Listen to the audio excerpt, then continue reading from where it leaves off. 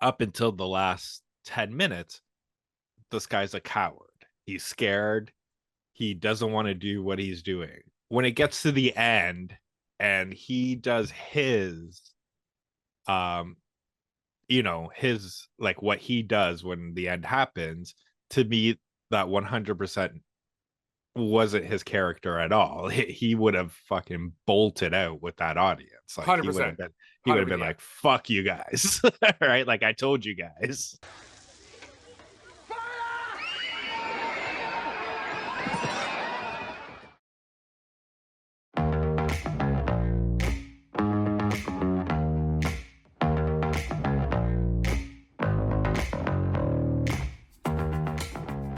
When a television broadcast goes wrong, evil is unleashed onto the viewers. We're talking movies. We're talking Late Night with the Devil, starring Dave Dastmalchian, Laura Gordon, and Ian Bliss. Written and directed by Colin and Cameron Cairnes. Kris, I want to thank the audience for tuning in, because this week is Sweeps Week. No comment.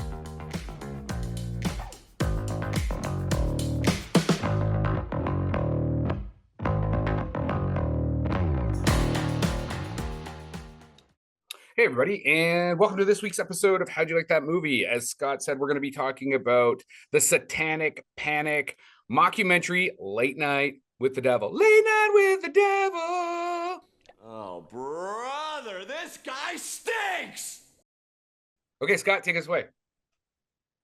Yeah, I don't think after that anybody's even listening. I mean, that's it, audience, done. And all three listeners are already gone. And done. Including you. You're like, headphones off, I'm done. We like mic drop. Yeah, okay.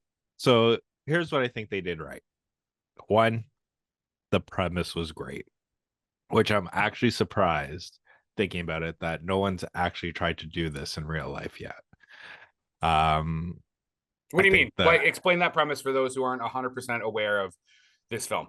So a man, late night host trying to succeed, does a stunt episode, I guess a stunt episode on Halloween, in which they commune with I guess a demon from a possessed child, and anarchy ensues from that.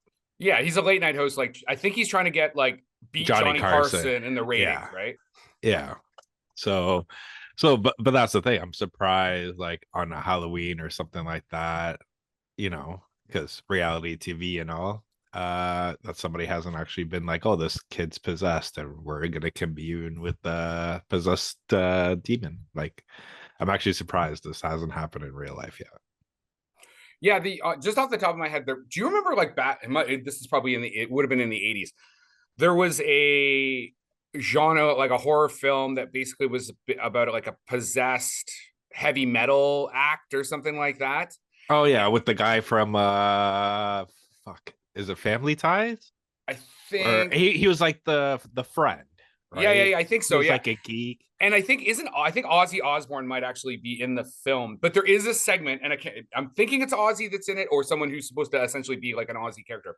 There is like a brief like television interview that's happening where the Ozzy character, I think, either like kills himself or gets possessed or something, and that's like the only even remotely TV-esque possession thing that I can think of off the top of my head. You know what I mean? That's been done in a horror film.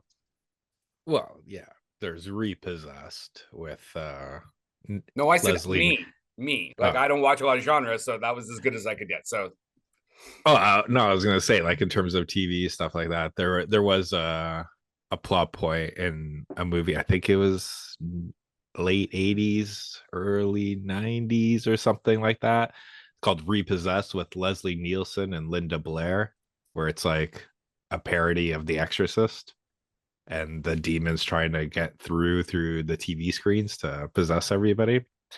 I remember that one. But back to this one.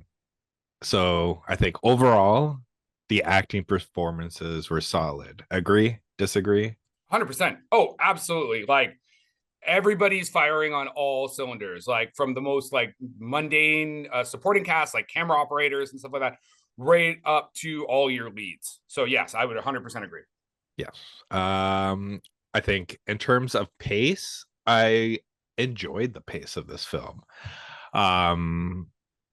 Because it's not a long movie. It's hour 90 minutes, right? Hour and a half, give Yep, or take. 93. Yep. And it's like, I don't want to say it's a slow burn, but it's not like jump scare city, right? Like, it enthralls you with the dialogue and the performances, and slowly you're being memorized by it until it gets to its climatic climatic end, which was nice. Like, I watched this with my wife, and halfway through the movie, like, she looked at me and she was like, is this based on a true story?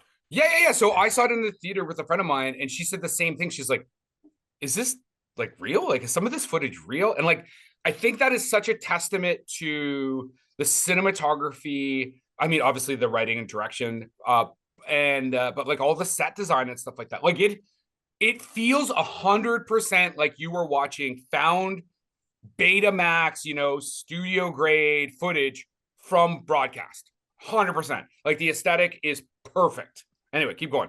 Yeah, and that's the thing I had to tell her. I'm like, no, this isn't a true story, but I'm but that's what got me thinking. And then, like, looking back, like the way they, I don't want to say edited or but the way they formatted and planned this film, right? It is like like Tonight Show, all that. You're looking at about 45 minutes, right? Is the episode 50 minutes, not counting commercial breaks?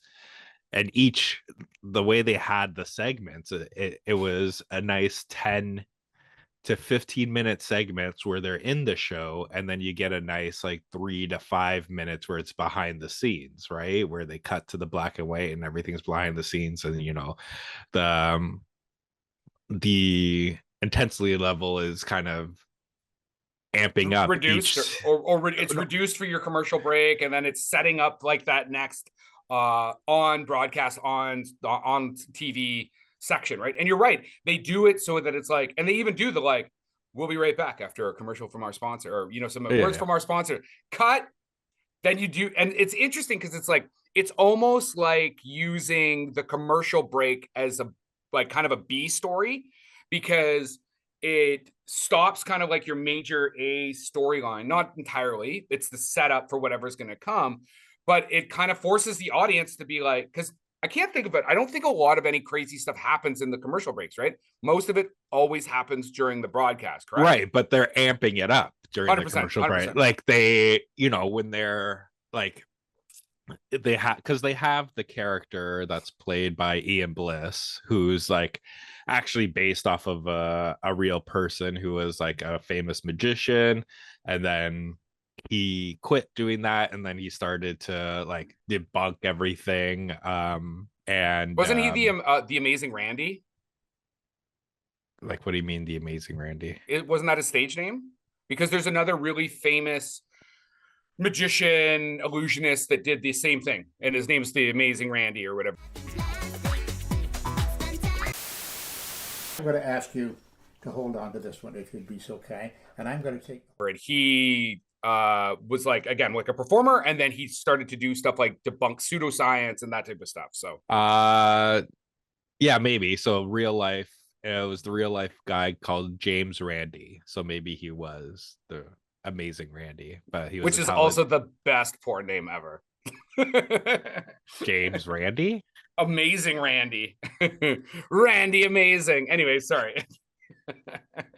But yeah, so and that's the thing, because it's a good juxtaposition that they had, because they have that character that, every time they're something supernatural or whatever is happening, he's there to kind of debunk it. But the way he's played, in the seriousness and the over the top way that, he's calm, and he's like, well, this is how they're doing it, and this is why you think. it makes you think like, okay, like I was thinking the whole thing coming to the end, like it was just going to be a work. Everything was pre-planned, because when they have the commercial breaks and, you know, the one time the guy can't figure out what he's doing, he's like, oh, he goes to the host, right? Like, oh, you're planning this right now. They're saying your dead wife's name, you know, little names that no one would know. So it kind of puts you like at ease that nothing really, It's like like, paranormal. Like you yeah. think that the whole thing is a con job. And again, Yeah. I'm definitely not going to do any spoilers. One thing I will say is the scene where where the skeptic kind of takes over for a bit, that fucking blew my mind. And once you see it, you'll actually I know I'm not giving you any information, but like that skeptic takes over, and there's just some amazing work that happens there, not just like aesthetically with the practical effects and stuff. I just mean like from a storytelling aspect, and the way they jig that scene is like fucking bravo, chef's kiss, like kind of at the end. But I really don't want to like get into any of the nuances, because I think they did this is such a good example. And I think this film is 96% good and 4% I did not like. There's the ending, and then there's kind of some other stuff. There's a little bit at the very, very end, which I thought should just take that out. I think there's a much more natural ending to this film, and they just play like one beat too many, I think. Do you agree with what I'm saying? Like in terms of like, I'll agree. I'm about the same, like 95-5. There's two things with the ending that like kind of not turned me off, but made me like, huh? One is the character of Gus, who is played by Rice Aturi, who's like the sidekick. Who's the guy with Carson? Yeah, anyway. Yeah. Ed Like the sidekick, McMahon. he's your Was that the guy? Ed McMahon? The um, sweepskate, yeah, like I don't know. I sweepstake. mean, that is Ed McMahon. I don't know if he was actually Carson's sidekick. That's not. But yeah, there's always like most hosts have some type of sidekick. Could be the Or band that, if leader. you're going Conan O'Brien, the Andy Richter guy, right? 100%. Yep. So 100% through the whole through line of that film, up until the last 10 minutes, this guy's a coward. He's scared. He doesn't want to do what he's doing. When it gets to the end and he does his his, like, what he does when the end happens, to me that 100% wasn't his character at all. He would have fucking bolted out with that audience. Like, 100%. He would have been yeah. like, fuck you guys. Right? Like, I told you guys.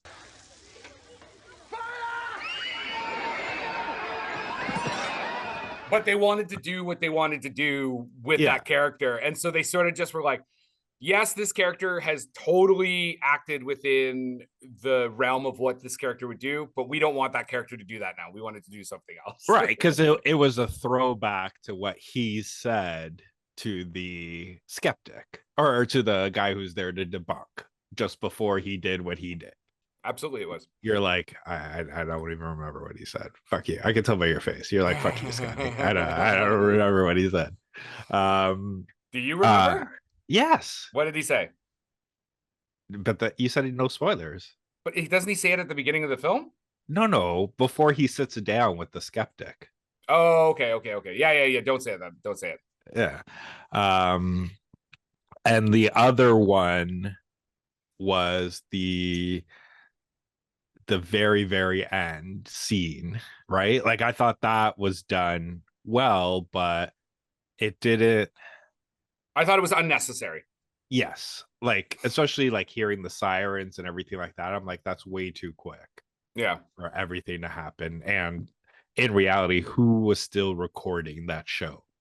Well, it could be just they go, fucking, your camera, A, B camera are on, and the camera operator leave, but it's not like the camera's still rolling, right? Yeah, but wouldn't the cameras tilt down? Because the camera, you're showing the cameraman's having to hold it to steady. If they let go, isn't it going to tilt down where it's just recording the wall? I mean, if there's any camera ops listening, I feel like you can probably lock out your cameras. I'm not a broadcast camera guy, so I don't know. In the 70s, because you got to remember it's the 70s. Technology. Oh, what they didn't know how they couldn't lock out their fucking. Hold on, you know what? Maybe our producer can look up. Can you lock out a broadcast camera while we have this conversation? In the 70s. In the 70s. I don't think broadcast cameras actually have changed as far as their mechanics very much. They pretty much roll across the floor, and that's what they do. So I think that this film is, when I say beautifully shot, I don't just mean like really art house cinematography. It 100% does what it needs to do, which is look like a 70s TV show. The wardrobe, the like smoking, like everything just felt so fucking real. The other thing they do too, interesting along the lines of like B storyline. And again, I think if you're a writer writing genre and you're wondering like how, it's not even just genre, like writing in general, you're like wondering like, I want to kind of have a linear story, but I need that B storyline to kind of like take the pressure off of my A storyline. This is a very good example of the use of sort of like flashback for both storytelling and like from an exposition and from a B story, like I said, pressure release, because you're moving the story, the A story is moving along, and then bang, you're into a bit of a flashback, or they're talking about his rise to fame, and they do it in kind of like even some of that is done in kind of like a TV show style. Like, yeah, it was like a V true Hollywood story kind of thing, right? 100%, yeah, like a docudrama, like or a documentary. Do you think like it has, to me, this film has a lot of the good stuff to make it a cult classic? I do think the term cult classic gets thrown around. First off, you can't try to make a cult classic. You make a film and that becomes a cult classic, or it doesn't. Do you think and again, we're going to be, by the time you guys hear this, we're going to be like a day away from going to Shock Stock in London, Ontario. So we'll be able to actually ask these questions to some serious genre fiends. Do you think, Scott, that this is got a chance of being a cult classic film? I'll or be is honest. It going to be sort of like a cool film that just goes away?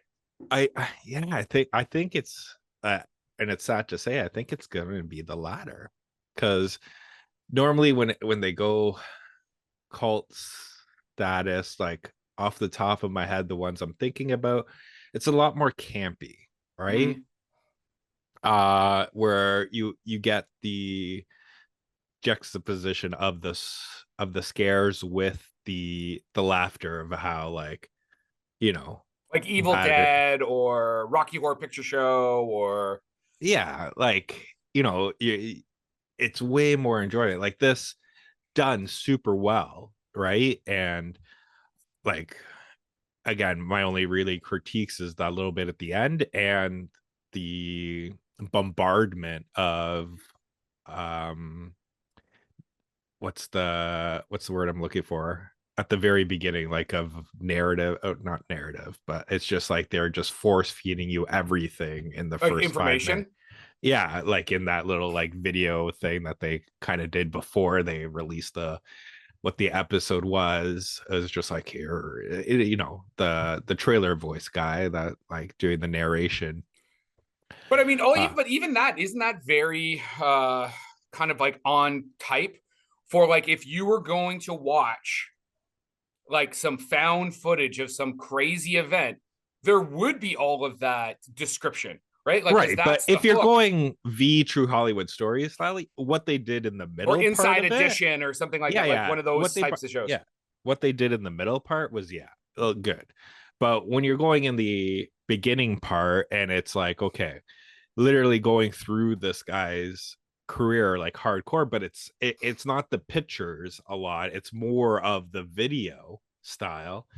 And then when they get to the fucking sex cult, like there should be no videos of that cult. Yeah, because you wouldn't, like, it's not like now where there's someone could sneak a cell phone in. It's like right. harder to do those types of recordings. Yeah, right? like I don't see a guy with like a camera like on his shoulder be like, don't, just keep on sexing and I'm just gonna do this. That's the best bumper sticker ever. Keep on sexing, not sexting, sexing. Keep Yeah, on, because they or didn't it's have actually a they, folk track. Keep on yeah, sexing. they could have. Keep on It's like sexing. instead of like Baymax, it's just fuck Max. You know, you're just like be like, hold on, I gotta focus this in a little bit.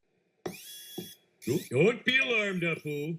Just go about your daily routine like I'm not wearing the hat. Like that's the thing, and you know, they called this thing, they called this group the Grove, Which is in after, like, that's a real thing.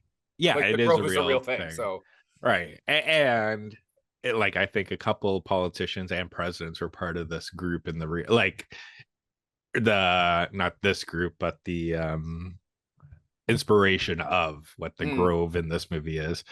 But that's the thing, when you get to the like the best line that guy fucking had, like the skeptic guy, was when he like close, like just before the end of the second act, when they're like they bring up this group again, and he was like, when are you gonna invite me to this? Like, I'll be really good at the fucking orgies, like real good, right? And in my head, like, no word of a lie, in my head I'm like, that's fucking Kris. I'm like, if there was really a fucking sex orgy group, You son of a bitch! I'm in! and Kris knew about it, I could see him being in the industry, being like, hey, when am I gonna get invited? Like, not only will I be good at it, I'll be good at it. You know what I'm saying? where's my golden ticket, Wonka? Where's my golden ticket? Fuck your chocolate factory. Hello. Yeah. I'm here for the gangbang. It could be a chocolate factory. Do you, what's your watchability factor on this? Like, do you have any desire to like re-see it? Yeah. I feel like actually, as we're rewatch. talking about it, it's kind of rainy right now. I'm like, oh man, it'd be kind of a cool day to just throw this flick on. Yeah, like the amount, not of work that they did into it, but like how presentable this is, and how it's not, like I said, it's not like one where it's just like jump scares and stuff like that. I think this is one that has rewatchability because of the end. And I'm not saying it's like a Sixth Sense kind of thing, but like to find out where he kind of once you know these see dead people, the fucking movie's kind of done, right? Right. But just to see what happened to him, at what point did it happen, right? Because at some point he was also hypnotized and mesmerized, right? Mm-hmm. When did that happen? Because it had to have been, in my opinion, it had to have been at one of those backstage scenes, right? Mm-hmm. Because it wouldn't have happened on camera. So, and it's a fucking good movie, right? Like, so I will rewatch it. And the fact that, you know, they made sure to pick an actual year where Halloween was on a Monday, which would have been the beginning of sweep weeks, right? Like, I know you can just fucking Google that right now, but the fact that they went and they specifically made sure yeah, that like this thing, it was as real as possible, right? yes. So that's why I will like rewatch it. I'm not gonna do it right away, but it will be one that I'll revisit every once in a while. Yeah, I think it's, like I said, I think it's a really cool film. I think the casting, I am gonna butcher his last name so bad. David Dastmalchian. Do you know how to say his? Is that how you say his name? Yeah, he plays Jack Delroy. Yeah. The first time I remember seeing him is in The Dark Knight, right? As like kind of like one of the sketchy characters that's working for the Joker. He's recently did The Last Voyage of the Dementor, and he was in Oppenheimer. He's so good. And it's weird because I've always seen him play kind of like kooky, weird, creepy characters. Come at night, little children sleepy tight. And he doesn't come across as creepy. He comes across as a bit sleazy, like a late night host was. But I think that the casting was perfect. And the Cairnes brothers, the reason they cast him is because he had actually wrote for Fangoria about regional TV horror hosts, right? Like he actually went and has like a writing project that he did for Fangoria magazine. They read that and they were like, oh, this guy totally gets like what this character is going to be, like before they even had given him a script. You know what I mean? Yeah. Yeah, like I've liked him for a while. Like I've known him from MacGyver. He was in Dune. Um, he was the best part of James Gunn's Suicide Squad. Yeah, I did see that he was in a lot of the like kind of like superhero movies, but because I don't watch those, I didn't really comment on any of those. Move this man! Yeah. But yeah, like he's one of these guys that like He's a perfect character actor. So that's what I was gonna say. yeah. He's one of my top character actors that I have, and I really appreciate that he got this opportunity as well to be the lead. Where I hope enough casting directors and stuff like that take notice and maybe put him in a couple of more leads. Like it won't be big blockbusters, but I can see but you can do the genre, but I think he would fucking kill it in a comedy, and I think he would destroy it in a drama. I think he has the chops that he can do it. I And I agree. hope he gets the opportunity. And I think that for a horror slash, for a genre piece, this role is actually much more of just a dramatic role. It's the things happening around him, around the character, that make it genre. But he's playing a dramatic role. He's playing, the talk show host that was at the top of his game, and then he has all this loss and drugs and alcohol. Like, so you're 100% correct. Like he has the chops. Like he's not doing anything schlocky in this role. So it should I like he absolutely should become a bit of an indie darling and do those dramatic role leads. So on the topic of like low budget, so the Cairnes brothers, two of their bigger films are 100 Bloody Acres and The Scare Campaign. I checked out the trailers for both. 100 Bloody Acres looks kind of like a fun slasher types of film, but Scare Campaign actually really interests me. It looks like, and it's again in the broadcast streamer kind of world. It looks like from the trailer, a group of people are setting up kind of an online stream where they're going to invite people to, it looks like maybe an old mental hospital or something like that, and then scare them on camera. And this is all in the trailer, but then one of the people that shows up, I'm assuming must have been like an old patient or like a doctor that's been discredited. And the scaring of this dude suddenly turns into like brutal murdering the opposite way. Right. And then that's kind of where the trailer ends. And I was like, oh, this looks really cool. I can't find any of their budgets, but like, which suggests to me that they're all very like low budget. These cats are out of Australia. They have do a lot of Australian co-productions. But I like the idea that like these guys are doing genre, low budget, but doing it well. And I really wish I could get the budget for Late Night with the Devil because it looks so good. I'm just like, how are you making this film? And how much money did you spend? It did 11 million at the box office. I'm sure it'll do great in streaming. I think Shudder Ireland Shudder. picked it up or something like that. So I don't know. Shudder here. That's where I watched it. Oh, you watched it on Shudder? Yeah, I saw it. Yeah. I saw it at one of our local repertory cinemas, which was kind of cool to see it with a group of people in a cinema environment. Mm-hmm.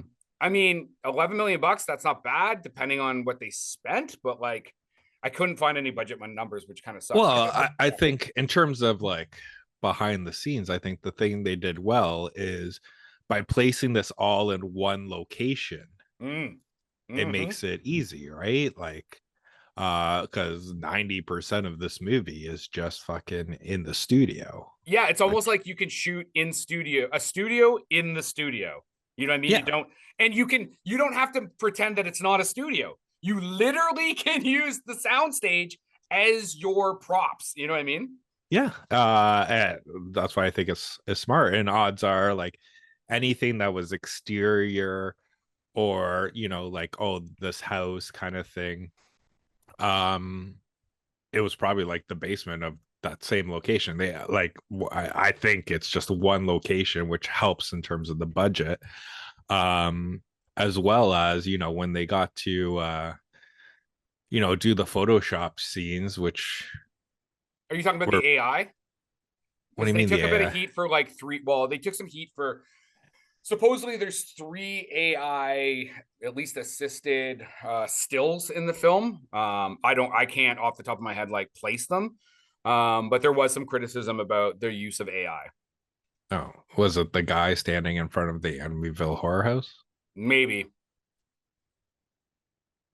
I mean, you I could just, just do that with, like, I just thought like- it was really bad Photoshop. Because oh, well, and I mean, you could. I'm like, you could could be. tell. I was like, you can tell that's Photoshop, but good on you. Yeah. So I think that I think you bring up a good point. I think essentially single location shoot. Because then once you set deck everything, right? Everything's dressed. It's the 70s, the wardrobe's the 70s, and you're using the same actors, right? Like, so you don't really have a ton of new people coming in. You basically get everybody suited up. I mean, there's a bit of crowd, so you got to, do some BG background, crowd work there. But it's the same crowd too. Like, that's the other thing, right? Like, once you kind of have that space filled, for the most part, you're done. And then you just shoot your stuff. Boom, boom, boom, boom, boom, boom. Yeah, actually, I wonder how many shooting days, like, again, that they did this on. Maybe like 20, 25, maybe not even that much.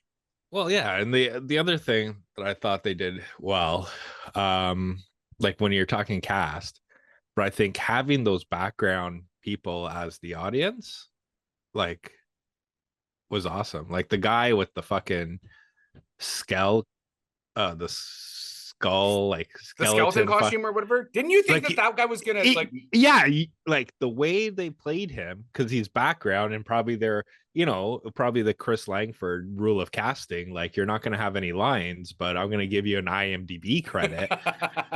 You're just gonna stand here, you're gonna get some free catering, but I just need somebody to fill this fucking seat, right? And then the way they played it, because they put the microphone to that guy, he doesn't say anything but looks menacing. He walks around, and you looks think menacing. and because they purposely made that character stand out, it's like not a MacGuffin, it's almost a bit of a red herring. Like, sorry, I didn't mean to spoil that part. Fuck, okay, whatever. The skeleton guy is not as important as you're gonna be thinking. I totally broke my own fucking rule there in this conversation. You blew it! But I think it's a good time to wrap it. I would say definitely watch this. If you have Shudder, if you have AMC Plus, if you have Prime, it's definitely worth a watch. And go do your stupid quotes now of random people that don't matter to me. Okay, so the first random person I'm going to jump on to kind of in parallel with you, he's written some small novellas and stuff. A man named Stephen King. He said it's absolutely brilliant. I couldn't take my eyes off it. Your results may vary, as they say, but I urge you to watch it when you can. And then another small person with a little Twitter site and website called Bloody Disgusting, the great Megan Navarro had this to say: the ingenuity, the painstaking period recreation, a riveting performance by Dastmalchian, and a showstopper of a final make for one Halloween event you won't want to miss. And that is our wrap for the day. Please like and subscribe to this podcast. Tell your friends. If you want to get a hold of us, reach us at the www.howdyoulikethatmovie.com.